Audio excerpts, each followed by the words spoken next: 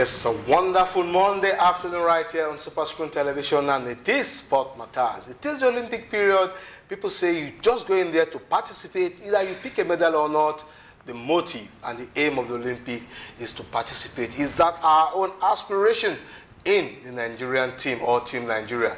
That's how I welcome you to the show once again. My name is Princewill, Oviesan. I hope you had a splendid weekend, because I did. For some of the things I saw at the opening ceremony, a recap of the opening ceremony, because I remember on Friday, I was here when that ceremony started. I didn't see much, but what I saw was just a marvelous opening ceremony that shows that if we agree to be one, the world would be a very perfect place to live. I'm not alone in the studio. As usual, the house is complete, and the lady in the house is in the house. Francisca, Nwobodo, good afternoon. Good afternoon to you, Princewill. Good afternoon to Avia out there. Good afternoon, Lagos. Good afternoon, Nigeria. Yeah, good afternoon. Good afternoon, everyone. Exactly. I said something before we came on air about 2 hours ago. I love the gown she's putting on, especially because it is blue, and I love blue, so it's a fine one. Many thanks. You're Thank welcome. you. I have to introduce Joel if I say this. Joel Nwakaego is also in the studio. Joel, how are you? I'm fine. Good afternoon, sports fans. It's good to be here. And your soup looks good too. And Francisca not looking bad also. Oh, Thank is it you. because I've not complimented you? Okay, I have to say this. Probably Joel is taking a training in sitting position. Every time I try to introduce Francisca, I say something, he blushes. I've never seen the man blush, but Joel blushes. So I'm saying it right here on air. Joel, what will be the problem? Everywhere good. You did jealous. You did jealous. All right, let's get rolling. It's the Olympic period. Everything is going well. Let me quickly ask the assessment of what Francisca and Joel has seen so far so good before we go into the rundown of the program for today. Like they say, ladies first. Francisca, your view. For me, the event I have really enjoyed so far is the gymnastics session, where the Chinese, Japanese, Australians are showcasing what they have. Mind you, we had a gymnast who went for the qualifying series. He didn't make it though, but I've really enjoyed it. Your own take? Well, for me, I think it's a good one, if you ask me. Even though a lot of things have happened, let me use that word. And we know some of our athletes, some of our, they've really not done well in the Olympics. But then again, I think generally, based on my general assessment, not maybe what we are anticipating, perhaps because of the COVID and everything. But then again, I think it's just too early to call, if you ask me. Maybe into the game itself, we'll begin to see something good. But so far, so good. Maybe out of 100%, I think 50 or 60 for me. 330 games is what we're going to see, and some other games were added, as the case may be. For you, Joel, 4 days into the Olympics, your take? First of all, thank God the Olympic finally, is holding with the whole COVID here and there, and it's been so colorful. And what I really been enjoying, I actually sat down and I watched the skateboard event, which was very, very fantastic, and the gold went to the Japanese. Even if they skate and they fall and all that, the whole Mattaz was so beautiful, and I saw the swimming too. I was ready to see Michael Phelps, like, what's up? I know he's not coming in, but at least it's been so fantastic. But I'm not going to say, look, since the Nigerians, they've not really started their events yet, but basketball, we've seen basketball, and I think badminton, we lost on that, but it's not bad. It's been cool. I'm keeping quiet because I have a list of all the losses we've lost. I don't want to be bad belly at the beginning of the program. But that's just the way it is. The Olympic has been very colorful, good pictures, enthusiasm from the athletes. You see everybody itching to go. Like they say, it is a participatory event. Just go in there, put in your very best, and leave the rest for whosoever could pick up the goal. Let's come back and start afresh from the home front, and we'll be looking at the league. Yes, 3 games to go before the league finally rounds up, but there's a team making a very bold statement. Aqua United is saying they promise, there's a tag, coming home. Yes, it was England, football is coming home. Now the trophy is coming home, Francisca. I just hope it does come home, but it's looking like it's going to come home because their rivals, the likes of Nasarawa United and Kano Pillars, to some sort of level, I don't think they've really showed that they really want to contest for this title. 6 points behind Aqua United. I was talking about Nasarawa United, and I think for Kano Pillars it's 9 points or thereabouts. It's even like Kano Pillars is not even thinking that's going to happen. But for we have 3 more games to go. Yeah, 3 more games. Perhaps by next week we should see the end of the Nigerian Professional Football League. I think I'm more concerned with the first top 3. Perhaps Aqua United, obviously, because it's looking like, and their coach is really talking tough. But I'm going to be surprised if at the end of the day, I see Enyimba International make the first, 3rd position. I have my reasons. Probably you will tell us the reason later. Reasons, okay, yes. you have your reason, Yeah. so you keep very close to your chest. Exactly. Okay. For you, Joel, honestly speaking, I didn't see Aqua United getting this far on the league table, topping it up to this particular level, because I know at the beginning of the season we saw 3-4 teams toppling each other. We're having new leaders up there. What do you think the management of Aqua United has done that has given them this propelling magnitude to be rest assured that the trophy is coming back home? Well, I think it's simple. It's just motivation. That just it. It's not just word of mouth. It's not lip service. You motivate these players by giving them their salaries. Probably add a little to their salary and give them a kick when necessary. And at the same time, what really helped Aqua was that they picked a lot of points away. That was my surprise about this whole thing, because yesterday I went to the table. I was like looking at the scores. I mean, the past games. They picked a lot of points away. They had 1 or 2 home wins, lots of home wins, but they picked away points. And that was, I mean, you can see how they're comfortably sitting on the log. Probably just 2 wins and they're done and dusted. Okay, if my producer would just be very kind to put the log, the table of the NPFL right on the screen, because there are a few things I really want to point out. And good enough, I have 2 strong in-house personalities that talks about the league. That's the table right in there. Now, let me still stick with you, Joel. Joel, if you look at it, Sunshine Stars, Warri Wolves, Ifeanyi Uba, and Adamawa United are the four teams in the danger zone, the drop zone. Now, I need to stick with you. The way it is right now, there are a lot of permutation. 3 games to go. Yep. If you look at it, we know Adamawa United is just right in there. But between Ifeanyi Uba, Warri Wolves, and Sunshine Stars, and unfortunately, Ifeanyi Uba lost their game this weekend. Sunshine Stars were hammered 4-0 by Nasarawa United. I think Warri Wolves got a win or an away draw. No, a win. Now, from your own take, who do you think could survive? Because the way it is right in there, 28, 25, 38, 37. Now, looking at the table the way it is, now look at Abia Warriors. They are 41 points. And next to Abia Warriors, you have Wiki Tourists. They're not relaxing.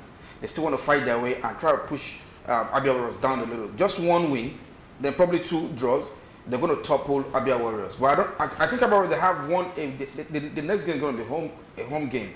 Now, Sunshine is looking a little bit, but like Francisca said, the sun is not shining in Sunshine. But I'm very sure it's going to shine. They might escape relegation. But for Adamawa, they're done relegated already. But Ifeanyi Uba and Warri Wolves, they have to be careful. But Warri Wolves might escape. I'm very sure of it, because they have 2 home games and just 1 away game. Okay, Francisca, let me ask you, with the caliber of a team like Ifeanyi Uba and the momentum and the drive and the media hype we got, because I was at the very strong reception they had with the agreement they signed with West Ham United, and everybody felt like this is hooray. What do you think has really gone wrong with Ifeanyi Uba to be at this level? Well, I think the manager, the owner of the club rather, should be in the best position to speak about that, because some of us will talk about money and the likes. We know Ifeanyi Uba to be a billionaire, to be someone, then you begin to wonder, is it a case of people managing, or is it a case of someone who is in charge? It's kind of maybe a case of the players do not want to play for the coach. I think it's something that needs to be looked upon, and that can only happen if eventually they go down relegation. But if they don't, I think we're still going to see the same thing in subsequent season. Mind you, Princewill, I think 4 teams will be relegated, not just 1 team. Okay, not just one. Yes, 4 teams will be relegated. I thought it was 3. No, I think we have to. It's 4 down.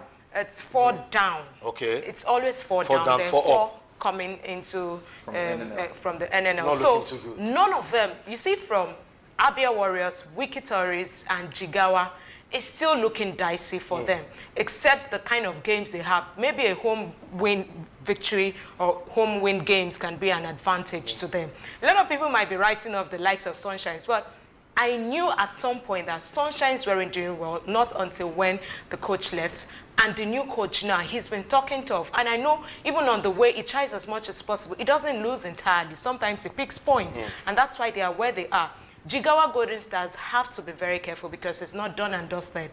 I'm looking at some sort of upset, and it's looking like Sunshine Stars might not eventually go down relegation. So Wikitoris have to be careful. Jigawa Golden Stars have to be careful. Sunshine Stars' next game is against Plateau United. For Plateau United, they really have nothing to lose. So if Sunshine Stars can pick 3 maximum points, then the rest 2 games pick maybe a draw thereabout. What that means then, depending on what Warri Wolves, Ifeanyiba plays with their fellow opponents, then I think that is going to be a determinant. But just like I said, I'm looking at an offset at that relegation zone. Talking about an upset before we go off the NPFL segment, well, if you look at the table, Nasarawa United 61 points, Kano Pillars 61 points, Enyimba is also having 61 points, and you have Rivers United 59 points. That's it right there. I now understand why Francisco said she wouldn't be surprised if Enyimba eventually get into the continent, because with the caliber of players they have in the team, they should be able to grab 6 points from the maximum 9 points. Do you see any change of pattern or upset? Let me borrow her word from these teams right in there. Well, yeah, but you have to remember something. If they tie on point, they look at goal difference. Now, look at what's happening to Kano Pillars. They have a little bit edge on terms of goal difference. That is, if they end on the same point with Enyimba. But situations like this, you always see where, team come out and probably they just clean up the rest games and, straight up victories and they topple Kano Pillars. But Kano Pillars, they should just relax and say, look, we are comfortable. 61 points, Enyimba 61. But I don't think Enyimba want to lose any game right now. Because they want to come to that third position. And funny enough, one thing we don't get to understand about, that's why I'm really, the way they did it, I really do not know. Talking about Enyimba, I remembered coming into this competition, they had lots of outstanding games, outstanding games and the likes.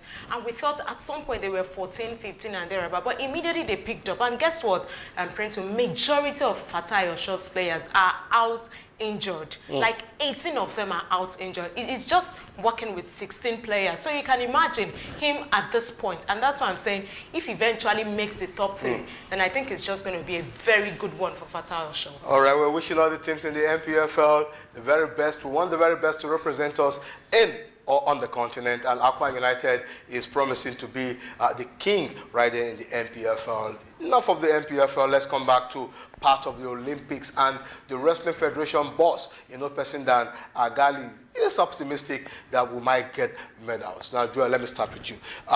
We're taking the Olympics right now from now till we finish up the program, pending our transfer segment. Is Agali actually speaking to suit Nigerians, or he believes that medals will come from wrestling alone? I had to watch his interview on YouTube, and he said, the wrestler he took to the Olympic, he has been with these people for like 3-4 years, and I know that, and they've studied their opponents, and he knows exactly where, where they are lacking, and has made sure, they give this people the right training and all that. So he's optimistic because he knows the caliber of what he has in the camp. I don't know about other athletes, but other events, but for Agali, he's so sure he might just pick up a silver or a gold. You never can tell. Okay, for you, Francisca, Agali is an integrity, a personified individual who has given it all to his mother country, even if he also has a dual citizenship with Canada. For him to have spoken in this manner, there must be something he's seen that you and I don't see. Like? I don't know. They should start winning the medals before we can talk anything. Please start winning the medals. Yes, in as much as sometimes we want to play patriotism, we want to be patriotic to our country, but sometimes we still have to call a spade a spade.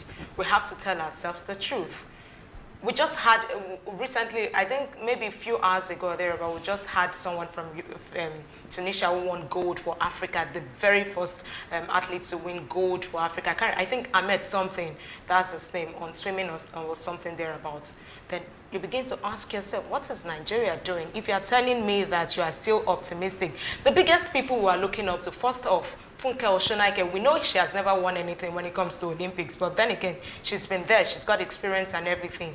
Who are the experienced? She was knocked out last week. So what are we saying? The big question is, who are the experienced people? Perhaps maybe when the track and field begins to happen, the games, maybe we might be looking at something for them. But I'm not going to write them off totally. But then again, we just have to tell ourselves. All right, this afternoon program is well loaded. We're going to be looking at some of the areas we've participated in, we've lost out, and some of the strong point areas where the athletes are speaking. We're going to be there. But quickly, I don't know if my producer can also give me the Olympic medal table. It's a very crucial element when it comes to any competition. I just want to point out something so that Dwell could comment before we go on break. Dwell, the medal table, there are 3 nations that usually hold sway when it comes to competitive ground. You're talking about China, US, Great Britain. That's the overall, to participate in everything you want to think of. As it is right now, Japan is showing its might because they're the host, but that as it may, China is beginning to show that signal that they are still number 1. Well, yeah, because they have a higher population and they're going for almost all the events. Is it the population? Population, they had good preparation. They're more populated than the Americans, but see how strong the US is when it comes to international competition. This shows you the difference in preparation. This part, they had like 4 years to prepare, and they have almost all the facilities. They're going for almost all the events. They took part in. I saw the sea surfing yesterday. They took part in it. Almost all the events. You have over 300 events. So what do you expect? So I see these people ending probably second on the medal table because you have like US, then China, then Japan. So let's expect the best from them. Francisca, I'm going to ask you just one simple question. Does the momentum of you being in a table, not getting a medal, has any impact psychologically on a team? It does. I'm only asking. Why would you ask? I'm only asking. It absolutely does. Because it's just. I want to be comical this afternoon. It will be a case of you going there to just complete or make the numbers. For me, it does not make sense. Why would you go there and not win? Yeah. 1 gold? One gold, yes. Because Ahmed won, I think few hours ago, he won something at the 400 meters, was it? Swimming? Freestyle in the time, gold in the men's 400 meters freestyle in the time of becoming, what's it called? Swimming, right? Aquatic center, yes, swimming, yes. And we have plenty of job people. And Shakiris. Hey, excuse me. I can swim. Don't go there. Well, we'll quickly go on this break. Oh, don't worry, we're coming. We'll quickly go on this break. When we come back, the Olympic stories continue right here on Sports Matters.